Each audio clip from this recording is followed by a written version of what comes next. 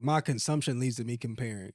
You know, like to me, that's the root of where I feel like I fall is, especially like working. We do a lot on our phones, but I told Mackenzie, I was like, for me, like I don't want to just be.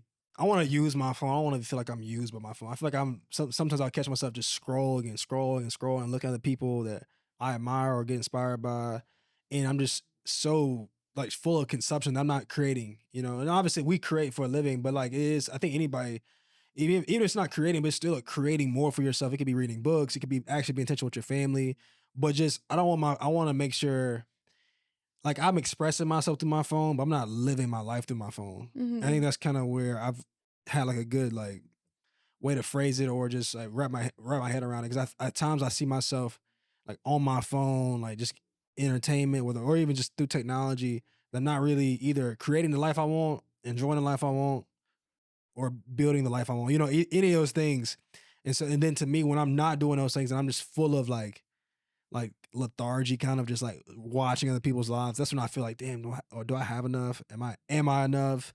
And that's where I feel like the trap for me comes. And so for us, well, for me particularly, it's been more just being aware. And when I feel these moments to where like, why do I just really want to consume all this? Like, I do want to stay up to date. I do want to check in, like, see what's going on in the world and people's lives.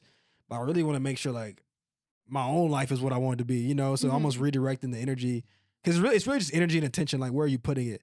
A lot of times when I feel like I'm comparing myself, it's like I'm putting so much energy and attention not into my own business. Right. Not necessarily my business, but like my own, what I got going on, what's in my hands to steward, like my family, my mind, my own Like, it's personal supposed to growth. be inspiration, it's not supposed to be a comparison of, like, Yeah. they have this going on or they have this thing, and it's like I feel like all that does is just create this thing in you where you're, again, not grateful Yeah, and for what you it could have. just become a cyclical thing where like every day kind of becomes every day should be an adventure if you're on your own personal journey. But then if you're not, like it can become this cyclical thing where you're just looking at everybody else and that's how you live your life. Instead of like actually looking internally, like what do I want to accomplish? What do I want to do? What do I want to make time for? And I feel like that's really the key points where I've landed is there's way more fulfilling to focus on yourself.